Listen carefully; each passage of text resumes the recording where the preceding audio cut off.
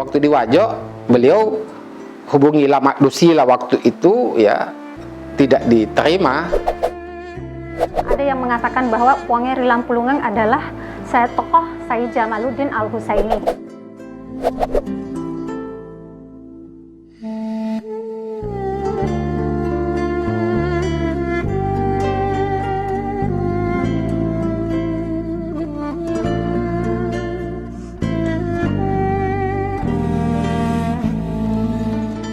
Catatan mengenai tonggak awal masuknya agama Islam di Sulawesi Selatan oleh para ahli sejarah tidak satu kata.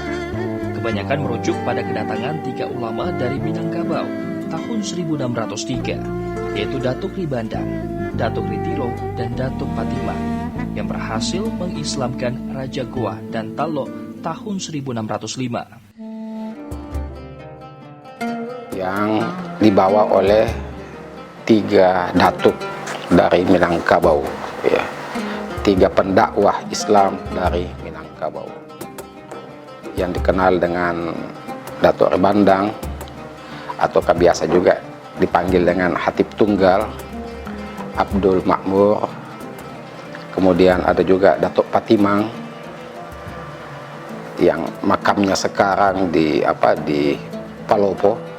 Kemudian yang dikenal dengan Hatib Sulung atau Sulaiman.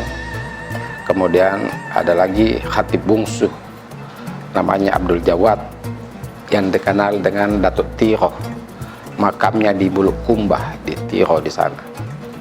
Nah, ketiga pendakwah Islam ini masuk di Sulawesi Selatan sekitar tahun 1603. Rata-rata para peneliti sejarah, para sejarawan Islam itu memulai pada fase ini 1603 dengan bersyahadatnya Raja Goa Tallo, Imanggirangi Denman Rabia, Sultan Alauddin dan Imalingkaang Denman Nyondre, yang dikenal dengan Sultan Abdullah Awalul Islam.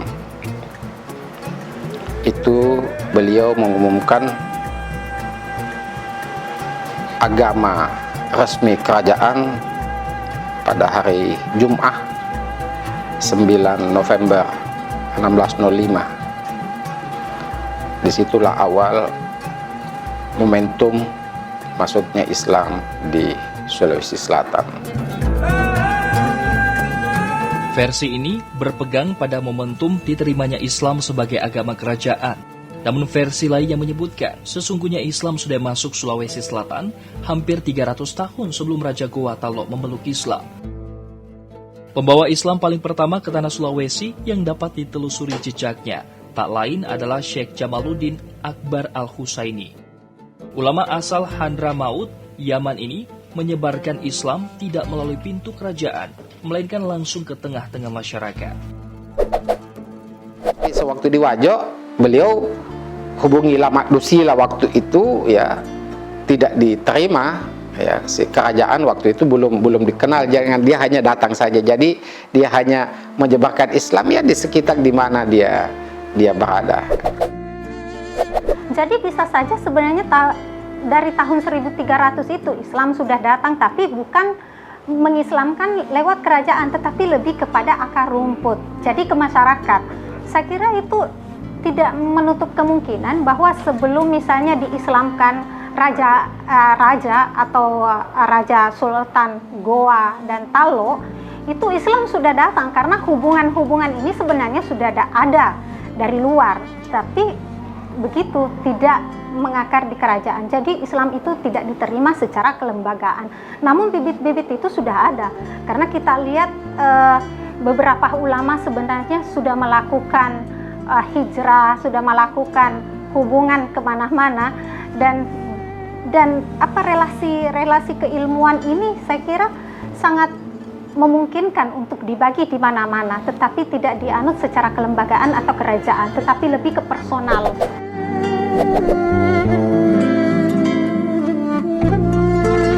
Ini terbukti sebab sudah ada pemahaman masyarakat tentang konsep tauhid, yaitu Dewata Sewai, jauh sebelum diterimanya Islam secara resmi oleh kerajaan.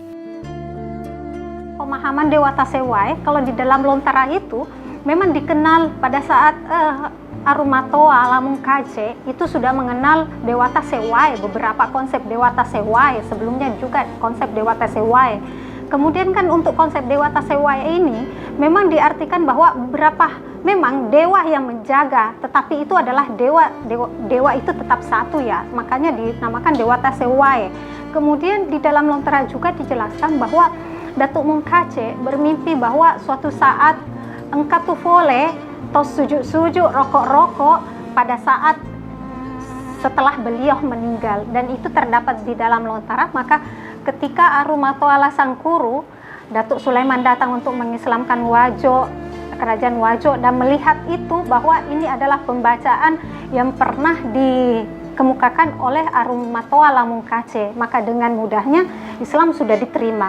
Mungkin juga ini ada persambungannya dengan dari situ, karena sebenarnya untuk proses Islamisasi itu sebenarnya seperti tapak kuda, sesuai dengan zamannya. Ketika misalnya zaman itu untuk mengislamkan orang agak lebih ke syariah dan harus patuh, siapapun pemimpin saat itu, misalnya Arumatoa siapa yang memegang, itu akan rakyatnya akan mengikut. Ketika Arumatoanya yang memerintah saat itu keislamannya agak kendor, maka agak kendor juga rakyat untuk memeluk Islam. Jadi ada beberapa fase di situ. Kita tidak bisa menafikan di dalam sejarah bahwa ada juga salah satu raja yang harus dibulek bawi, artinya yang dihukum, dia dibulek bawi, diperlakukan seperti babi, karena raja itu adalah pesina. Karena kalau kita melihat itu setelah Islam datang.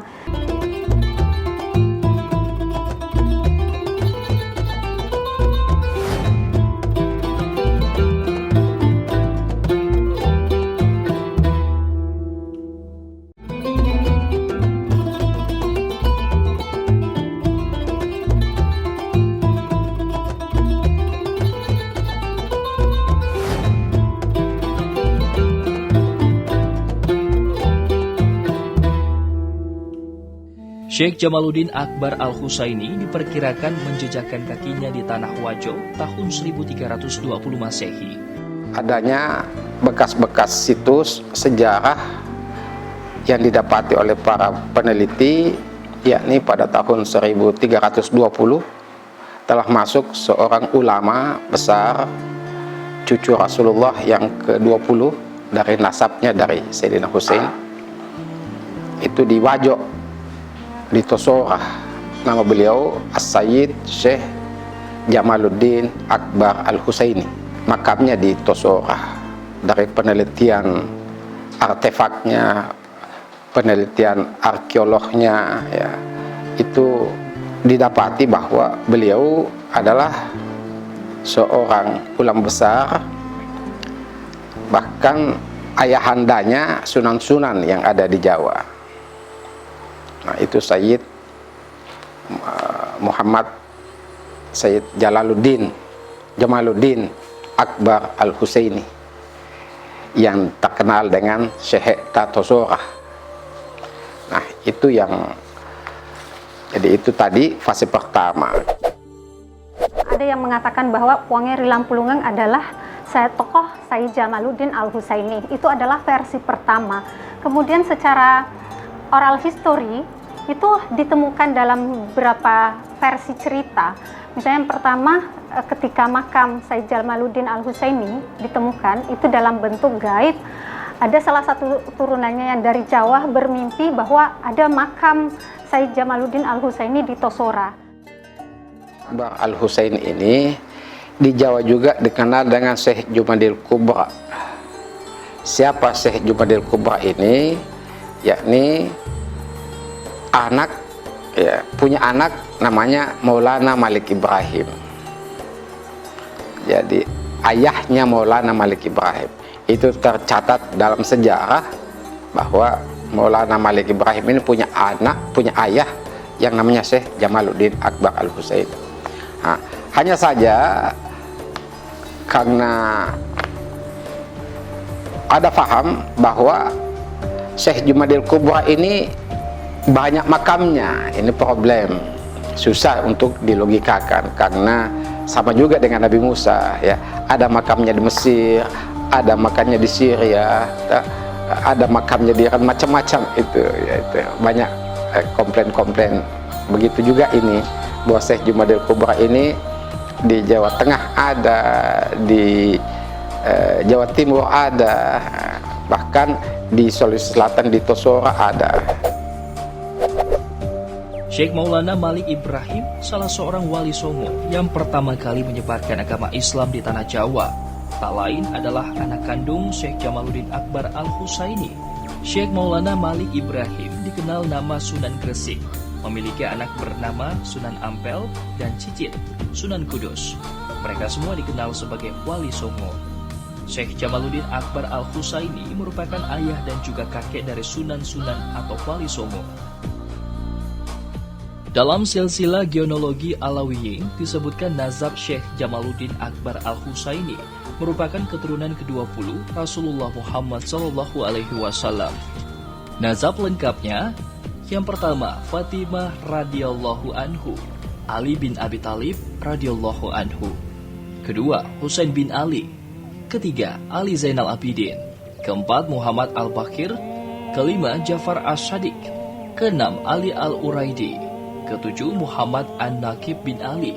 Kedelapan Isa Ar-Rumi bin Muhammad. Kesembilan Ahmad Al-Muhajir. 10 Ubaidullah bin Ahmad. 11 Alwi Awal bin Ubaidillah. 12 Muhammad Sahibus Saumiyah bin Alwi. 13 Alwi Asani bin Muhammad. Ke-14 Ali Kholi Khosa. 15 Muhammad Sahib Mirbad.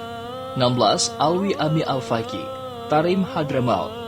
17 Abdul Malik Al-Muhajir Ahmad Khan bin Alwi, India. 18 Abdullah Al-Azhamad Khan, India. 19 Ahmad Jalal Shah Ahmad Jalaluddin Khan, India. 20 Jamaluddin Akbar Al-Husain.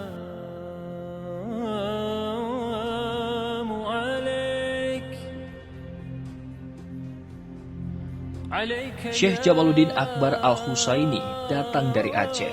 Usai memenuhi undangan Raja Majapahit Prabu Wijaya, Syekh Jamaluddin kemudian bermaksud melanjutkan perjalanan ke Filipina. Namun ombak membawanya terdampar ke Tosora Wajo. Versi lain menyebut terdampar di pantai Bojo Baru.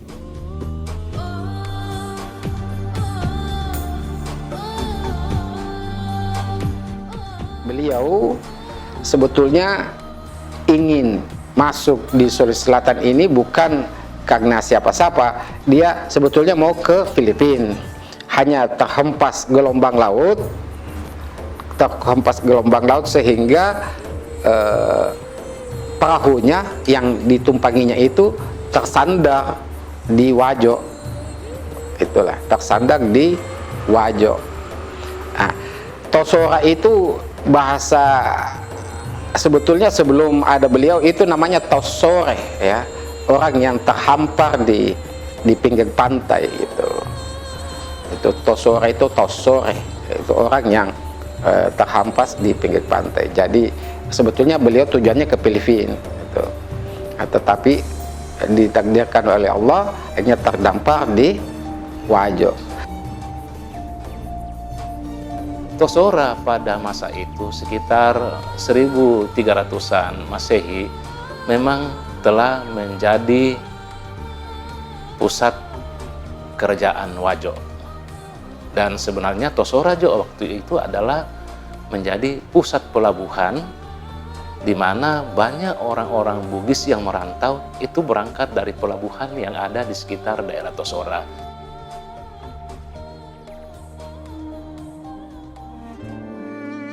Awal ditemukannya ini saya bersama dengan waktu saya ke Malang dulu oleh tim research ya, peneliti Malang itu dengan dari YN Sultan Agung itu meneliti bahwa ada kakeknya Sunan-Sunan, ayahnya Maulana Malik Ibrahim itu di daerah Sulawesi. Nah, itulah awalnya, sehingga tim peneliti turun mensurvei. Saya sempat ngantar ke Purbakala di Benteng Rotterdam. Akhirnya dilacak itu tahun 1985 itu awalnya tim peneliti Malang. Nah, setelah itu dia mendapatkan kesimpulan, iya, kembali ke Malang menulis itu penelitiannya, dan selanjutnya disusul juga dengan kedatangan Gus Dur waktu itu, Kiai Haji Abdurrahman Wahid, yang diberikan firasah dan pengen sekali ke Tosora waktu itu. Cuma jalan waktu itu belum menembus, sehingga hanya di pertengahan jalan saja beliau berdoa, tapi tidak tiba di Tosora. Kembalilah Kiai Haji Abdurrahman Wahid ke Jakarta kembali dan mengatakan bahwa iya, ada kakeknya sunan-sunan di Jawa, ayahnya Maulana Malik Ibrahim bernama Jamaluddin Akbar Al-Husaini, karena Gus Dur juga ini pernah baca riwayahnya di Damaskus di Syria, di salah satu kitab tua yang dibahas oleh penulis itu tentang siapa itu Jamaluddin Akbar Al-Husaini. Nah, itulah akhirnya berkembang setelah dilihat dalam sisi artefaknya, dalam sisi arkeologinya. Yang pasti bahwa di mana ada ulama, biasanya itu ulama berdekatan dengan masjidnya. Inilah Masjid Kuno Tosora Wajo yang menjadi bukti jejak pertama masuknya Islam di Jazirah Sulawesi Selatan.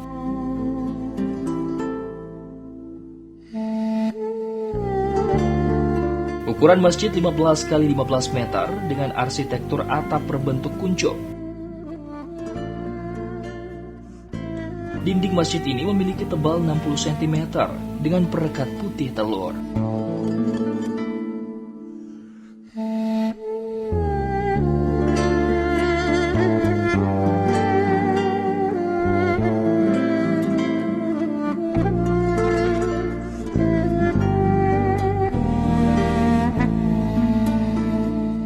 Batu nisan ini sama tuanya dengan dinding masjid.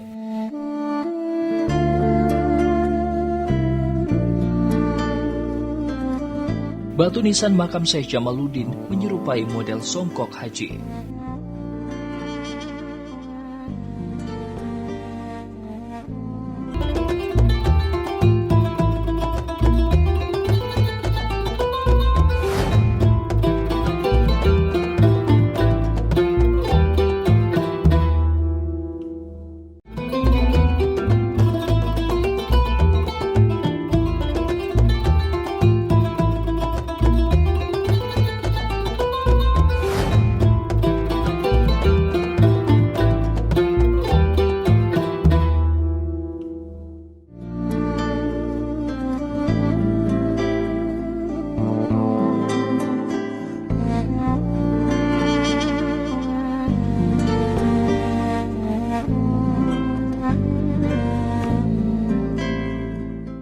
Secara oral history itu ditemukan dalam beberapa versi cerita.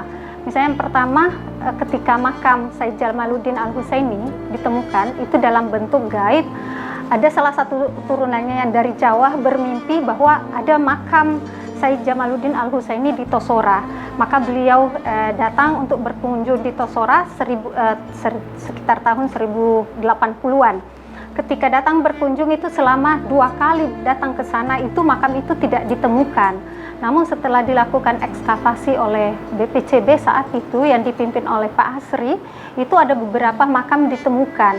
Ada makam pas di dalam mihrab itu, di dalam mihrab untuk tempat imam itu ada salah satu makam ditemukan juga di situ. Kemudian yang di belakang, di luar dari masjid itu ditemukan juga salah satu makam yang mirip dengan makam yang desain songkok haji. Tetapi kalau melihat dari motifnya itu seperti bunga teratai yang ada di atas kemudian dilingkari oleh pilingan tali. Khusus untuk Syekh Jamaluddin Al-Akbar Al-Husaini ini, kalau betul menurut cerita masyarakat setempat, makam yang ditunjukkan itu, dia memperlihatkan bahwa jiratnya sangat sederhana. Inilah ciri dari para pembawa Islam, selalu menggunakan jirat yang sederhana, hanya berbentuk persegi 4. Dengan nisan yang berbentuk setengah bulat atau biasa disebut dalam istilah arkeologi nisan tipe silindrik. Ada yang mencoba menyebut nisan silindrik ini di daerah Wajo, khususnya di Tosora, karena dia lebih khas sebagai nisan tipe songkok Bugis.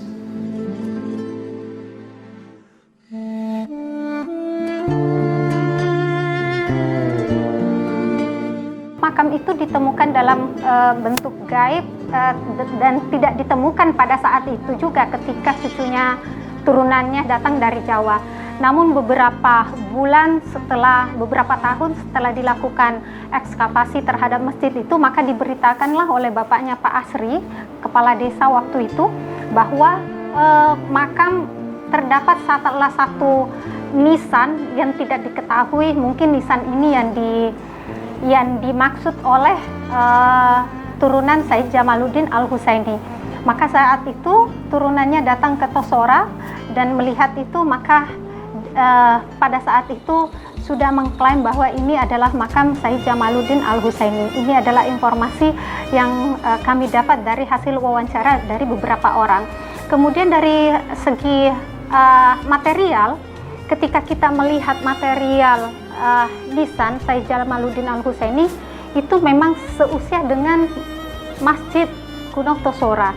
Jadi masjid itu yang didirikan sekitar tahun 1600-an, itu sama material itu yang digunakan di makam tersebut.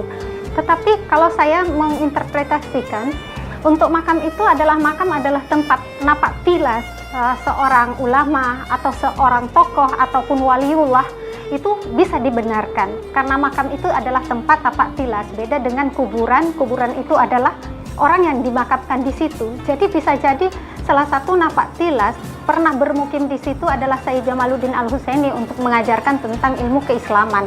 Karena di beberapa sumber itu Tosora juga adalah termasuk wilayah yang dibangun di belakangan setelah Benteng Pola, Talotenreng, itu sesak penuh, baru dipindahkan ke Tosora, itu yang tercatat di dalam Lontara. Presiden Republik Indonesia Kiai Haji Abdurrahman Wahid yang akrab disapa Gus Dur pernah 2 kali mengunjungi makam Syekh Jamaluddin Akbar Al-Husaini di Tosora ini.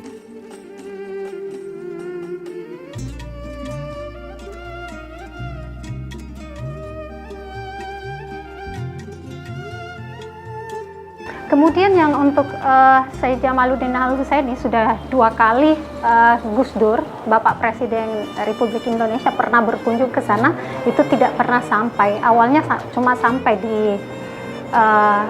sawah, kemudian di situ berdoa, kemudian yang kedua kalinya tidak sampai juga karena ada keterputusan akses jalan menuju ke sana. Karena Wajo adalah pusat kiriman banjir dari Sidrap maupun dari Bone, Sopeng. Ketika dari segi cuaca Wajo bagus, tapi ketika Bone, Sopeng dan Sidrap, maka otomatis Wajo akan kena banjir dan akses itu yang mengalami keterputusan pas ke Tosora. Kiai Haji Abdurrahman Wahid ke Jakarta kembali dan mengatakan bahwa iya, ada kakeknya sunan-sunan di Jawa, ayahnya Maulana Malik Ibrahim bernama Jamaluddin Akbar Al-Husaini. Karena Gus Dur juga ini pernah baca riwayahnya di Damaskus di Syria, di salah satu kitab tua yang dibahas oleh penulis itu tentang siapa itu Jamaluddin Akbar Al-Husaini. Pasca kedatangan Gus Dur, makam Syekh Jamaluddin Akbar Al-Husaini ini mulai ramai dikunjungi peziarah yang datang dari berbagai daerah di Indonesia.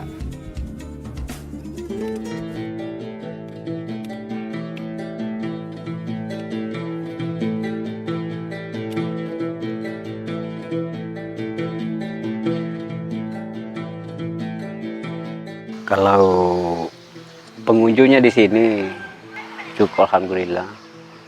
Ada juga dari Jawa Barat, Jawa Tengah, Jawa Timur. Ada juga dari Malaysia, Riau, Kuala Lumpur. Ada juga banyak. Ada juga dari Iran ada.